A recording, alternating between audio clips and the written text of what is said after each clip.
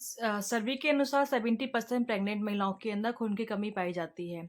तो ये खून की कमी क्यों होती है, इसके कारण क्या है और इसका हम उपचार कैसे कर सकते हैं, ये सब हम आज इस वीडियो में देखेंगे। और hello, this is Jaya and welcome to my YouTube channel. तो चलो वीडियो शुरू करते हैं। सबसे पहले हम जानते हैं कि खून की कमी क्या होता है, यानी कि एनीमिया। एनीमिया का मतलब होता है कि हमारे खून में आरबीसी की कमी होना। आरबीसी मतलब जो लाल रंग की रुधिर कणिकाएं होती है, उनकी कमी हो जाती है। उनका फंक्शन क्या होता है, उनका कार्य क्या होता है कि आरबीसी होती है, वो हमारे लंग से ऑक्सीजन को लेके हमारी बॉडी के सारे पार्ट को पहुंचाते हैं ताकि वो अच्छे से काम कर सके। और ऑक्सीजन के प्रॉपर तरीके से नहीं पहुंच पाता है तो हमारे ऑर्गन भी अच्छे तरीके से काम नहीं कर पाते। और सेम ये चीज होती है हमारे बेबी के साथ, क्योंकि बेबी जो ऑक्सीजन लेता है वो मदर के ब्लड से ही लेता है। ठीक है, मदर के ब्लड में प्रॉपर ऑक्सीजन होना बहुत ज्यादा जरूरी है हमारे बेबी के लिए। ठीक है, तो ये तो हो गया। अब ब्लड में आरबीसी की कमी कैसे होती है? आरबीसी में एक हीमोग्लोबिन नाम का प्रोटीन होता है जिसको बनाने में हेल्प करती है आयरन एंड फॉलिक एसिड। अगर फॉलिक एसिड की कमी हो रही है, आयरन की कमी हो रही है या विटामिन 2 की कमी हो रही, विटामिन B12 की कमी हो रही है, तो एनीमिया होने के चांसेस हो जाते हैं। ये एनीमिया भी 3 तरीके का होता है।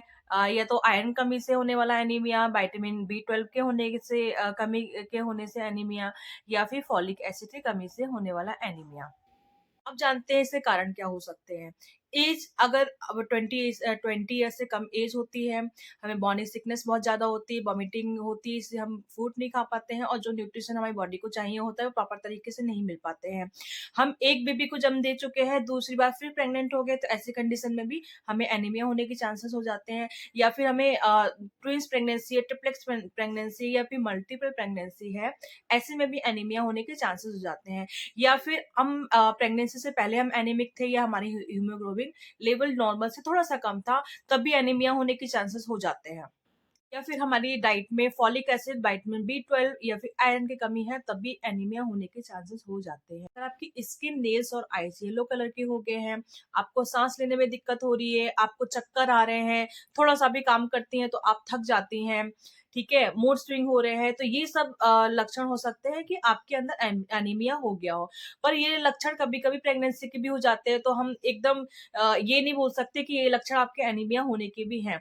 लेकिन फिर भी इससे पहले जो मैंने आपको जो कारण बताए थे, अगर उनमें से कोई भी कारण आपके साथ में है और प्लस ये सारे सिम्टम्स भी हो रहे हैं, तो आप तुरंत डॉक्टर के पास जाइए, उनसे डिस्कस कीजिए ताकि वो आपका सही टाइम पे सही इलाज कर सके। अब इसका इलाज कैसे करना है? इसके लिए आप डॉक्टर के पास जाएंगी, आपका प्रॉपर ब्लड टेस्ट होना है। ब्लड टेस्ट में निकल के आ जाएगा कि जो आपके अंदर जो खून की कमी एनीमिया हो रहा है, तो उसका रीजन विटामिन B12 है या फॉलिक एसिड है या फिर आयरन है, राइट। और जिस चीज का भी कमी होगी उस चीज का वो आपको प्रॉपर सप्लीमेंट देंगी, उसको खाइए आप टाइम से, और उसके साथ साथ पे आप अपने डाइट का भी ध्यान रखिए।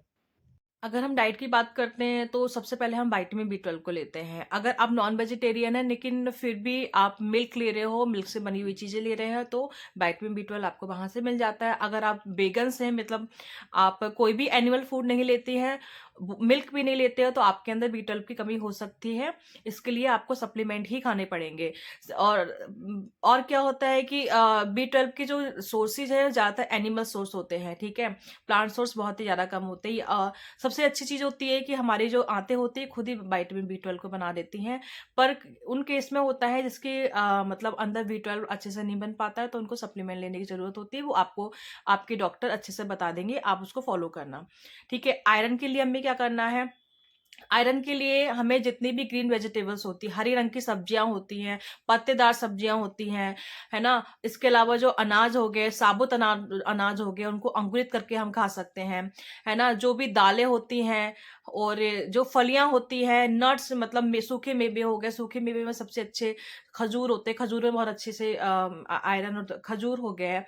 खजूर के अलावा अंजीर, अखरोट, आमंड हो गए, ठीक है, और किशमिश में भी बहुत अच्छे से आयरन होता है, ठीक है। और अगर हम सब्जियों की बात करते हैं तो चुकंदर चुकंदर हो गया, गाजर हो गई, ठीक है, चुकंदर, गाजर और पालक, ये सब कुछ हम आयरन के लिए बहुत अच्छे से आयरन इसमें मिल जाता है, तो आप इन सब चीजों को अपने डाइट में शामिल कर सकते हैं। अगर हम फॉलिक एसिड की बात करते हैं तो जितने भी सोर्सेज जो हैं वो आयरन के हैं, वो उनमें सब फॉलिक एसिड भी अच्छे से होता है। जैसे हरी रंग की सब्जियां होगी, पत्तेदार सब्जियां सब्जियां हो गई, अनाज हो गए, दालें हो गई, ठीक है, सारे फ्रूट्स हो गए, इनमें बहुत अच्छे से फॉलिक एसिड होता है। तो आप अपने प्रॉपर डाइट चार्ट बनाइए, ठीक है, जिसमें इन तीनों चीजों को इंक्लूड कीजिए, ताकि आपकी जो भी प्रॉब्लम है वो अच्छे से सॉल्व हो जाए। हम आगे बात करते हैं कि आखिर कितना हीमोग्लोबिन, जिस चीज की हमने ग्लोबिन की कितनी मात्रा हमारी बॉडी में होना चाहिए। अगर हम बात करते हैं जो हमारे WHO ने की जो गाइडलाइन है, तो उसमें 11 से 16, अगर हम WHO की गाइडलाइन की बात करते हैं तो 11 से 16 ग्राम तक हीमोग्लोबिन हमारी बॉडी में होना चाहिए।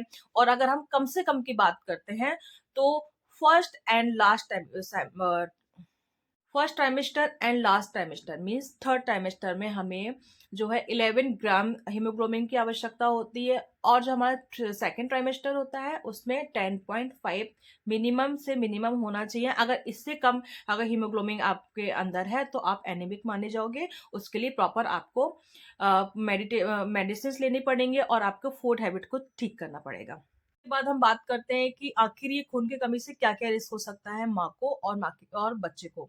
ठीक है, अगर बात करते हैं तो खून कमी से हमें एनीमिया हो सकता है, जिससे कि हमें प्रेगनेंसी किसी भी टाइम में हमें खून चढ़ाने की आवश्यकता हो सकती है।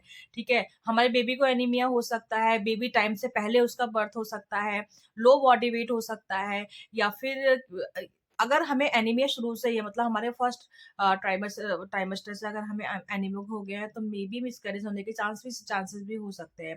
पोस्टपार्टम डिप्रेशन में जा सकती है महिलाएं आफ्टर डिलीवरी। ठीक है, और बच्चे की जो ग्रोथ होती है वो माँ के पेट के अंदर ही उस ग्रोथ अच्छे से नहीं हो पाती। अगर हम फॉलिक एसिड की बात करते हैं तो फॉलिक एसिड बहुत ज़्यादा ज़रूरी होता है। फॉलिक एसिड की कमी से एनटीडी भी हो सकता है। NTD means neural tube defect. इसमें क्या होता है, जो बच्चे की स्पाइनल कॉर्ड होती है, रीढ़ की हड्डी होती है, प्रॉपर तरीके से अटैच नहीं हो पाती, जिससे उसको पैरालिटिक प्रॉब्लम हो सकती है। ठीक है, ये बहुत बेकार सी बीमारी है। सेकंड हो सकता है कि बच्चे का जो ब्रेन का, या तो ब्रेन का कुछ पार्ट डेवलप नहीं होगा, या एकदम डेवलप नहीं होगा, या वो ब्रेन का पार्ट जो मिस होगा बर्थ होने के बाद।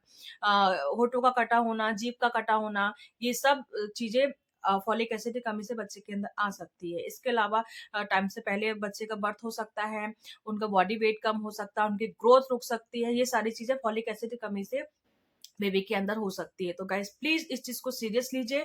अगर आपके अंदर जो भी मैंने कारण बताए, इनमें से कोई कारण आपके साथ में है, या फिर जो सिम्टम्स आपके साथ में है ऐसा कुछ है, तो आप प्लीज अपने डॉक्टर से कंसल्ट कीजिए, ताकि आपका सही टाइम पे सही इलाज हो सके। अगर मैं अपने एक्सपीरियंस की बात करूं, तो मुझे अपने फोर्थ मंथ से जो है मुझे चौक खाने की बहुत ज्यादा क्रेविंग्स होती थी। मुझे लगता था कि मुझे चौक मिल जाए।